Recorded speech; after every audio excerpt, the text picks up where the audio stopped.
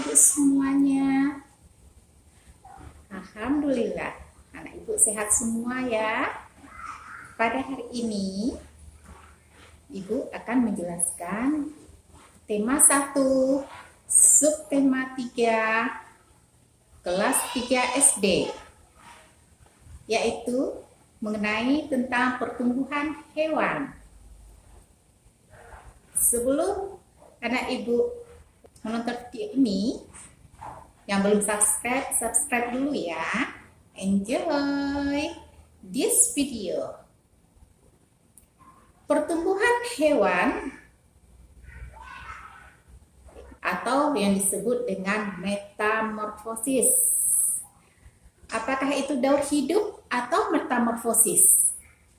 Daur hidup adalah suatu proses perubahan bentuk tubuh yang dialami oleh makhluk hidup.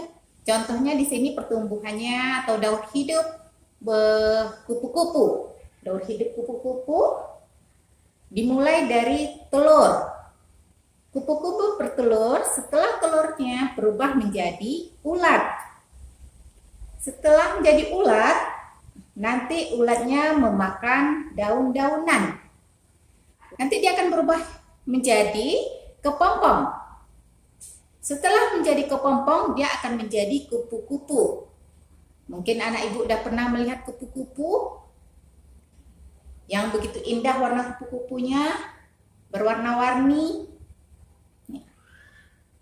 Dan begitu juga makhluk hidup yang lain.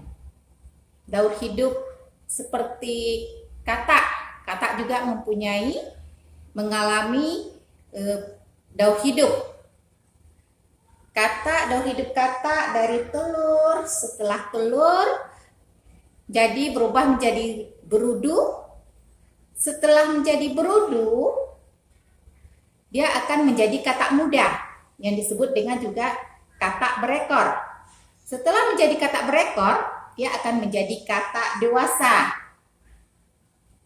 Anak ibu juga ada pernah lihat katak ya. Selain itu, ada juga hewan yang mengalami juga memiliki daur hidup. Contohnya nyamuk. Apakah anak ibu udah pernah lihat nyamuk? Iya, udah pernah melihat nyamuk. Di sekitar kita mungkin ada nyamuk. Biasanya nyamuk itu di tempat-tempat yang kotor.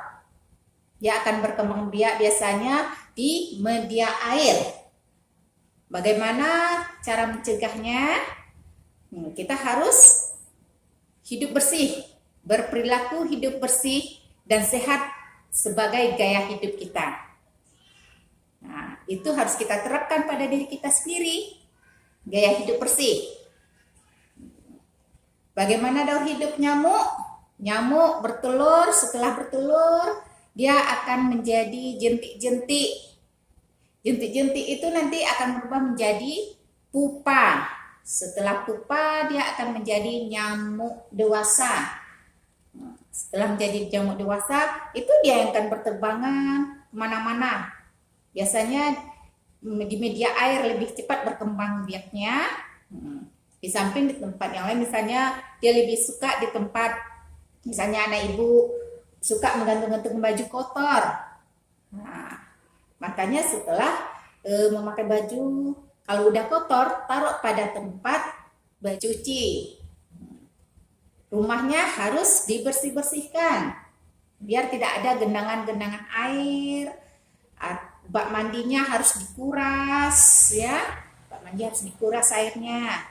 Misalnya sekali seminggu atau sekali sebulan harus dikuras, biar enggak jadi sarang jentik-jentik, sarang nyamuk. Contohnya setelah anak ibu jajanan, ada jajanannya ada botol-botol atau kaleng-kaleng atau bungkus-bungkus plastik. Setelah makan bungkusnya dibuang ke tong sampah. Kalau ada kaleng-kaleng atau botol minuman dibuang ke tempat sampah atau dikubur. Ya, dikubur dalam tanah biar tidak menjadi sarang nyamuk, ya. Makanya anak ibu harus berperilaku hidup bersih dan sehat sebagai gaya hidup kita. ya, supaya tidak banyak nyamuk. Nyamuk akan mengakibatkan penyakit juga sama kita. Contohnya, Nak Ibu mungkin udah kenal penyakit demam berdarah. Nah, apakah Nak Ibu udah tahu, udah pernah dengar penyakit demam berdarah? Benar, ya pernah ya. Penyakit demam berdarah itu membahayakan juga bagi diri kita, bahkan mengakibatkan kematian kalau tidak ditangani secara cepat. Nah, bisa mengakibatkan kematian. Makanya harus hidup bersih. Mungkin di sini mungkin anak ibu udah paham ya tentang daur hidup. Daur hidup, begitu juga daur hidup makhluk lain. Semua makhluk hidup mempunyai daur hidupnya masing-masing, yaitu itulah indahnya ciptaan Tuhan.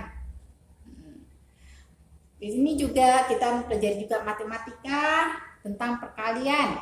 Contohnya dalam perkalian, ibu beri suatu bentuk cerita. Misalnya anak ibu mempunyai ayam. Di kandang ayam, anak ibu punya kandangnya ada 3. Ya, ada 3 kandang ayam. Setiap kandang ayam berisi anak ayam 432. Berarti 432 dikali 3. Begini caranya.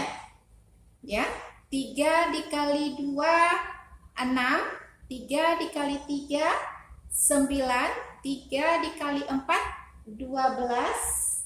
Hasilnya 1296. Nah, ibu mungkin udah paham perkalian. Alhamdulillah. Kalau udah anak ibu udah mengerti semuanya, alhamdulillah. Ibu sudahi. Wabillahi taufiq wal hidayah. Assalamualaikum warahmatullahi wabarakatuh.